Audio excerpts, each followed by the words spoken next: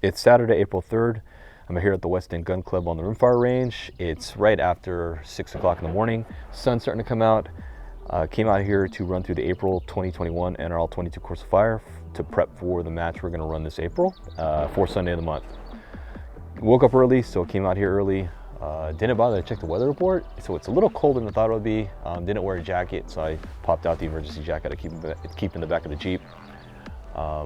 Wind's about 4 or 5 miles an hour, which is why it's a little chillier than I expected.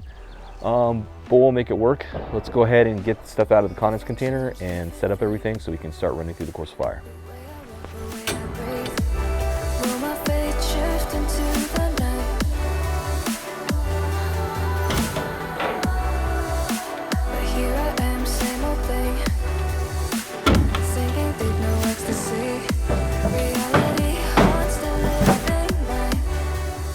I'm actually feeling a little ragged because yesterday I actually got my second Moderna shot, so kind of have a headache.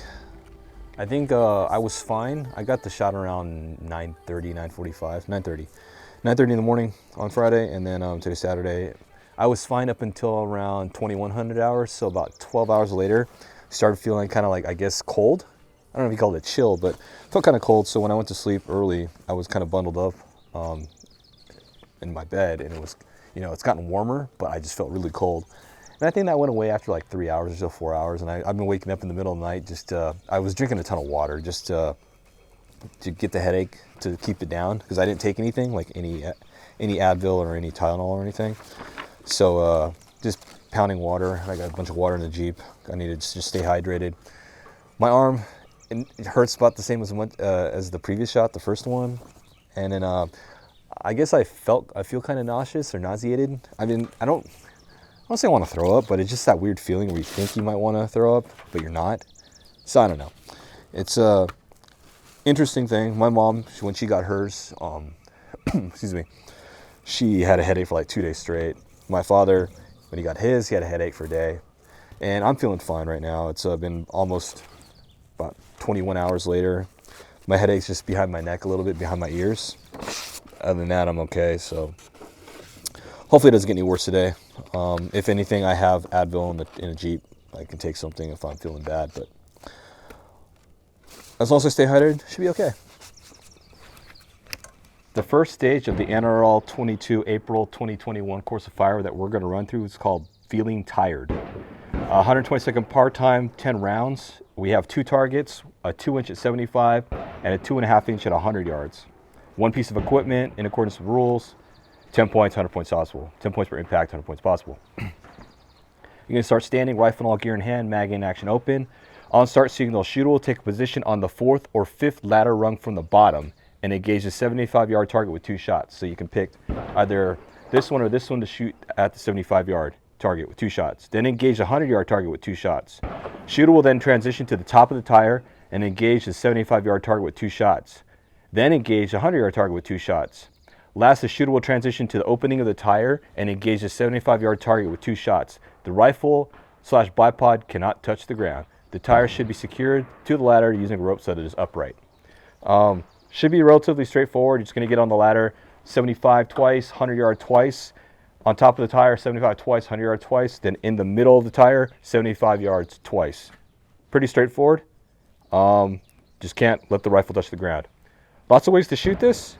It's all up to you. You don't need a bag for the top. Maybe you do to stabilize that. I would personally just rest the rifle here and then use your bag for rear support for the center. All right, let's go ahead and run through this.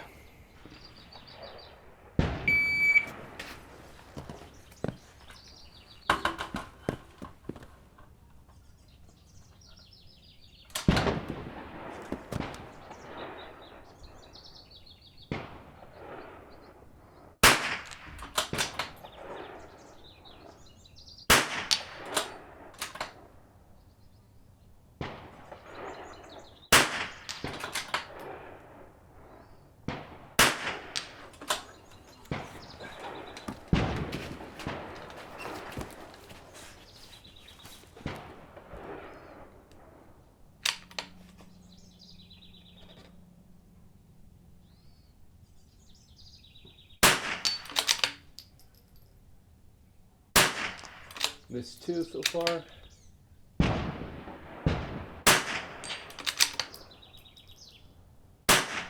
I saw that one miss.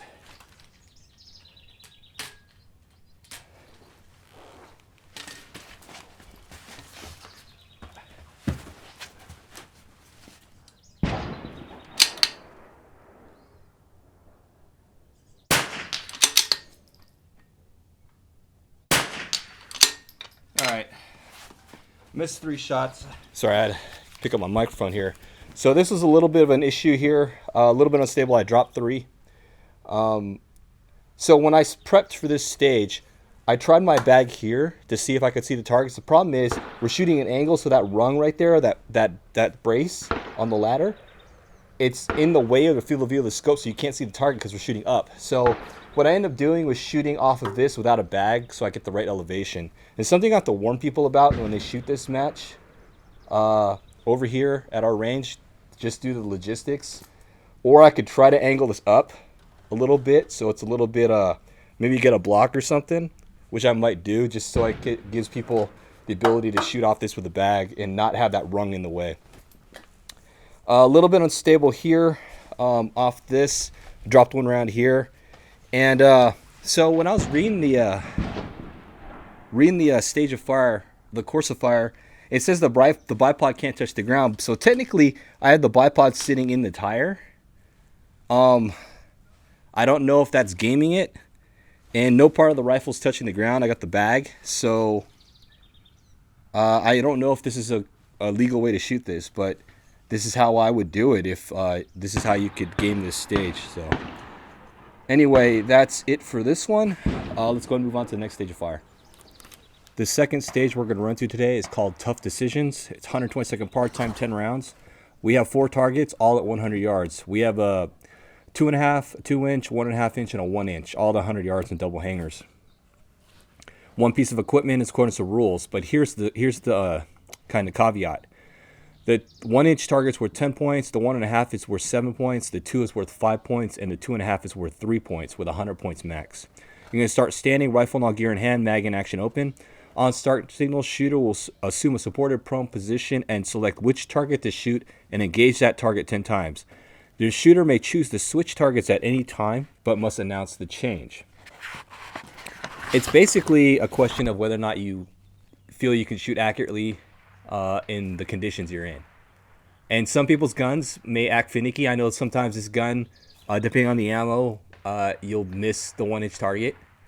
But I was doing some prep earlier today, just checking the SK rifle match, and I think I can hit the 1 inch target with a higher than 50% rate of success or hits.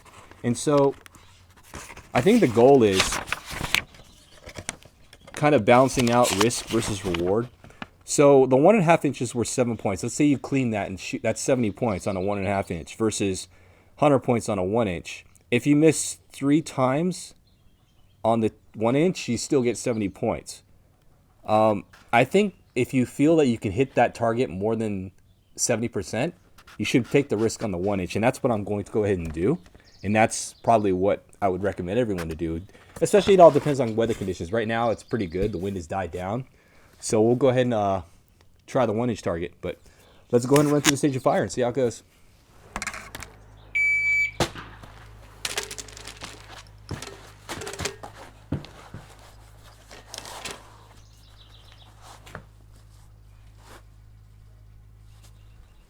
Aiming at the 1 inch target.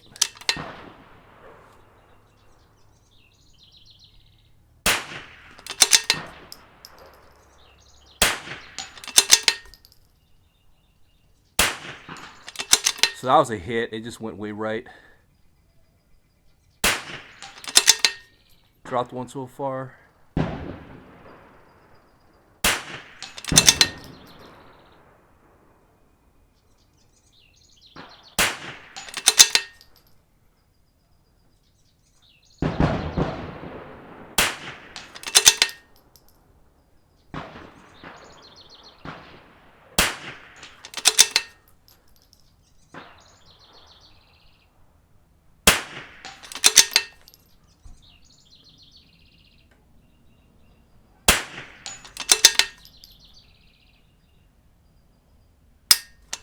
All right.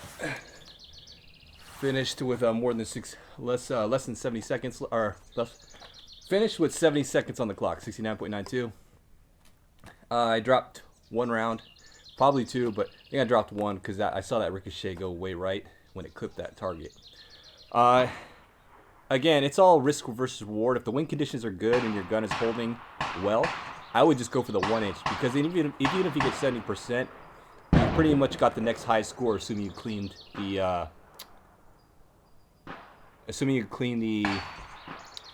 1.5 inch target at 7 points.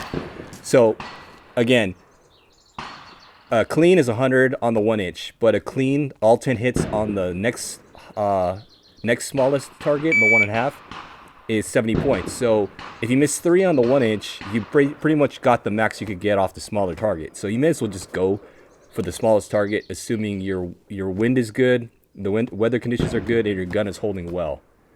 But again, this is all going to be based on conditions and your range. So I would just take the time during the zeroing period to make sure your gun is shooting okay, and then if it is, go for the 1 inch. But that's all I have for this stage. Let's move on to the next one. The next stage of fire we're running through is called Easter egg hunt. This one's 12 rounds, 120-second part time. We have 6 targets at 6 distances. We have a 1/4 inch KOL at 25 yards. We have a 1/2 inch KOL at 50 yards, a 1 inch on a double hanger at 67 yards, a 1.5 on a double at 78, 2 inch on a double at 84, and a 2.5 inch on a single at 100. One piece of equipment, 10 points per impact, 120 points possible. So you're going to start standing, rifle and all gear in hand, mag in, action open. On start signal, the shooter will take a supported prone position and engage each target from near to far at 1 shot each, and then repeat. So near to far, near to far. Really straightforward.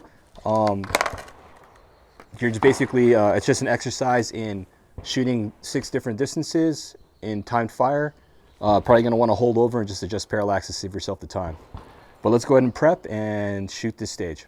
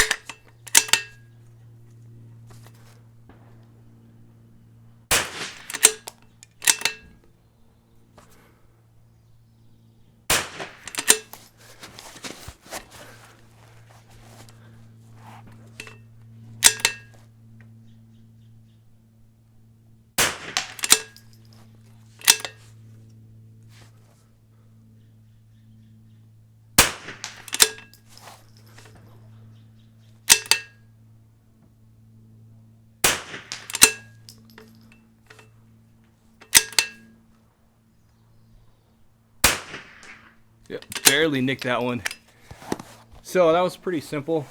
I actually did miss the 50-yard KOL once, but 102 on the clock. As long as you hold over and just adjust parallax, this should be a pretty straightforward stage of fire. I wouldn't adjust elevation. You're just gonna waste too much time. The 25 and 50 yards gonna be the same zero. I held up 0.6 for 67, 1.0 for 78, 1.3 for 84, and for some reason I had 2.0 for this rifle match today. I don't know, this is slow. I think it might be only pushing 1060 feet per second, but I need 2.0 for 100 yards. Anyway, that's it for this stage. Really straightforward.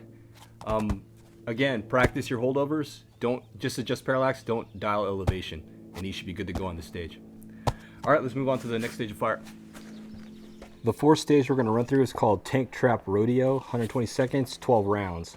So this Course of Fire, we're doing 3 10-rounders and 2 12-round stages, so you need 54 rounds minimum, plus there's zeroing ammo and any malfunction ammo. So you usually bring in 100 rounds of ammo. 150 should be more than sufficient for an NRL22 match. Anyway, Tank Trap Rodeo, 120-second part time, 12 rounds. We have one single target. It's a 96-yard, 3-inch target on a double hanger. One piece of equipment in accordance with the rules, 10 points per impact, 120 possible. You can start standing, rifle and all gear in hand, mag and action open. On start signal, the shooter will engage the 96-yard target with 3 shots each from each tank trap tip. So you're going to do 3 shots, 3 shots, 3 shots in however the order, and then 3 shots from the center of the tank trap. That's 12 total. So 4 points times 3, 12 rounds. It's really straightforward. Not much to say about this one. Let's run through it.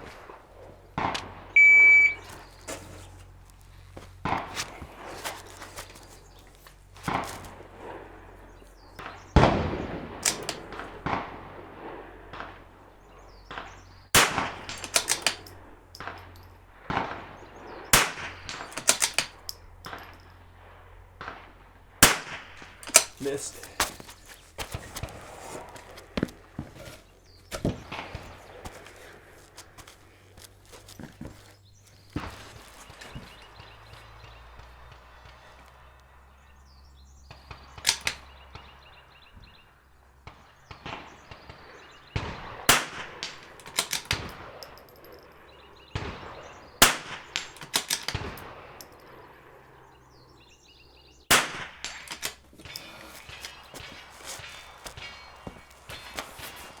And I put the bag.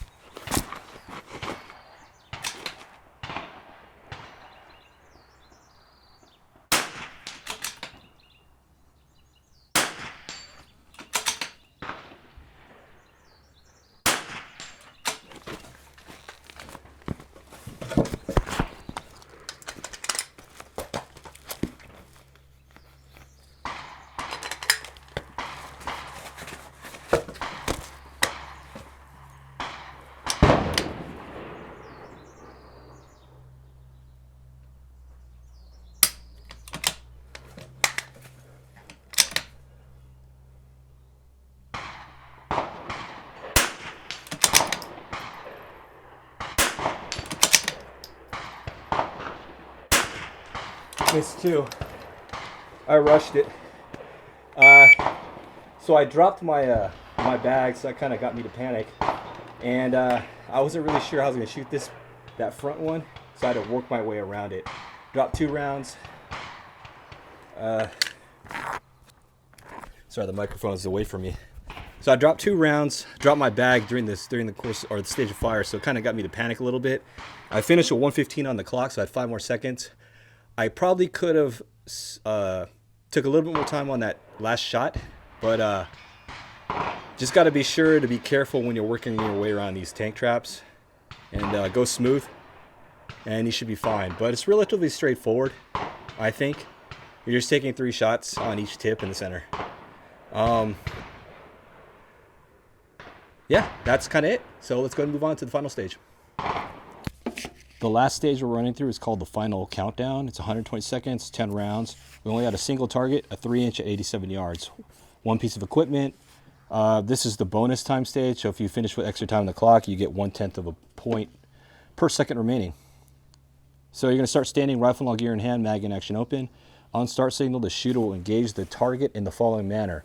Off the backrest with 3 shots, seat of the chair with 2 shots, backrest with 3 shots, seat of the chair with 2 shots. When the shooter's done firing all shots, then he must yell done, but we have timers, so we don't need to do that. The chair will be facing as pictured, and then in the diagram, the seat is facing towards the shooter, so the back of the chair is facing downrange. So you're pretty much going to shoot off the backrest like this and shoot off the seat like this. This, I've been trying to check it out on this range, and it's going to be kind of awkward because you are shooting at an up angle, but we got enough room so you can still clear the sight or the field of view on this backrest. And some people Most likely bigger shooters, you're going to have to come down with some sort of crouch position or bent over position. I'm actually going to try to do a seating position or sitting position. I think I could do that, although I was cramping up my, my ab when I was doing that, but we'll see. Anyway, let's run through it and see how it goes.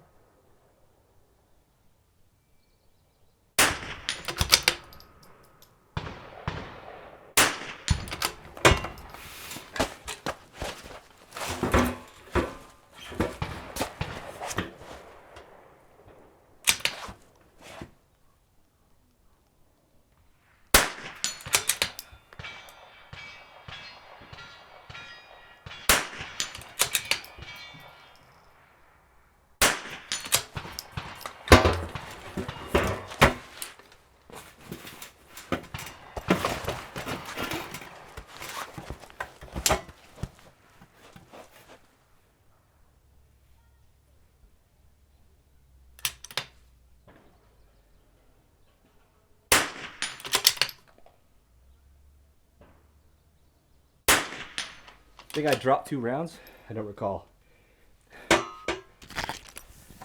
So I think I dropped 2 rounds, or 1, at least 1. But finished with 95.23 on the clock. Again, try to, on these bonus stages or whatever, on the bonus time stages, just get your hits. Don't worry about time so much. That was on me, missing those shots at off the backrest, but this one's pretty straightforward once you figure out how you're going to shoot off the seat. I was basically canting my head way over, and I was able to get the gun relatively stable.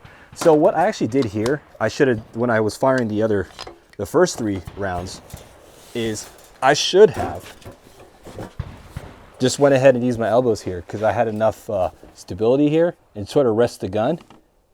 And I could have just easily taken these shots right here. So that was on me. I had enough elevation, or enough, my arm is long enough to support this like this. So I should have shot it like this, braced my arm on the seat. I don't know why I didn't do that, but I would have made those hits for sure had I done that. Anyway, you live, you learn. Learn from me. And if you haven't shot your match yet, that's probably one way you can do it. It's just off the rest, assuming your chair or your seat is the correct dimensions for this, you can just kind of brace the gun in this manner and just let it kind of float and just rest naturally, and then support the rear end and make your hits.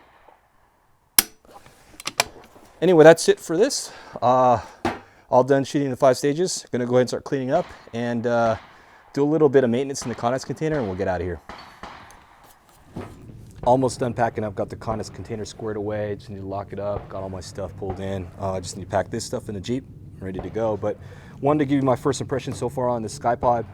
So far, so good. A couple nuances so far I had to learn on the fly. The tension knob to adjust the cant, you need a tool or something in order to get leverage on there, because if you try to hand tighten it with a glove, it's just, I was able to get it pretty tight, but at the same time it's still a little bit looser than I want it to be. So I need to figure out a tool just to carry around with this thing, which is something that the Atlas has a kind of an advantage of, because you have this lever. I like the controls on the SkyPod. They're really nice in terms of the levers and the buttons. You just got to be aware of what's what once you get this bipod, you know, figured out. I do like the one big aspect I've noticed immediately is the fact that you don't need to press the lever to extend the legs. You just pull the legs and that's it, and they're locked in place. And then when you want to compress them, you press the lever and close them up, and that's it. Unlike the Atlas, where you have to pull down this lever in order to extend. And what comes right now, you can see it kind of hangs up sometimes, and when you're in position and it hangs up, you're kind of fiddling with it and trying to get it to compress or extend because it binds. I don't know why it binds like that, maybe because it's dirty and the tolerances, but that is problematic sometimes, but it's something I can learn to deal with on the Atlas because it's still such a good bipod. But anyway, in order to extend the legs on an Atlas, you have to pull the lever and then extend, as opposed to the SkyPod, just yank the leg and you're good, and it's locked in. I mean, some people may not like that because, one, it could catch on something and it'll extend on its own without you wanting it to. That's just something you'll have to accept. This isn't really a field tripod or bipod. They advertise it as a competition bipod, so that's just something you kind of expect, is just being have these quick controls at the sacrifice of field like use. It does rattle. I mean, the Gen 1s, I know a lot of people complain that there's some rattling in that compared to, like, say, an Atlas. This one doesn't rattle as much. I know they improved it on the Gen 2s, but yeah, you can still hear it. It does rattle, but I mean, I don't think this is something you'll care about in a competition tripod, whatever. But if you want a field tripod, something that's quieter, definitely want to go with a Harris or an Atlas. I do like this barricade stop on the back of this thing. I still need to figure out, because I think you're supposed to be able to rotate this 180 degrees. I really haven't, there's a lever here, but I haven't figured it out, so I need to go read up on this. But once I figure that out, we'll see how it works. And so far so good. I mean, not much else to say. I'm going to do a longer comparison of these two bipods, I keep saying tripods, so these two bipods eventually, once I get more time behind this. I mean, I've only had one range session with this, and I want to try it on center fire too before I make an assessment. But I will say though that this is expensive. It's a $600 bipod versus $240 without the clamps. Like, the clamps are $120 a piece, I think, from Really Right Stuff for each one. So it's a hard sell for some people, the SkyPod, and frankly, I just got it for the lulz. I mean, I just wanted to see what a $600 bipod was like. I saw it at SHOT Show, the Gen 1s, and I'm like, well, why would I pay $600 for this? But you know what? I said, let's just give it a whirl. In worst case, I can sell it and get some of my money back off this thing, because I'm sure somebody will buy it off me. But I want to try it out, see how it goes. I mean, I've been using the Atlas for a long time, and I think this is a great bipod. I mean, if you're looking for a quality bipod, Atlas, Cal, I love this one. But just curious to see how the SkyPod works. So yeah, look forward to a future review on this. I'll write up and probably a video eventually, but that'll be in maybe at least another, it won't happen until at least 2 more months or so when I get more time with this thing. Anyway, that's it for this range session. It was the run through of the April 2021 Course of Fire. Hopefully you got some good information. I dropped a few rounds on each stage. I'm just not feeling all that great today.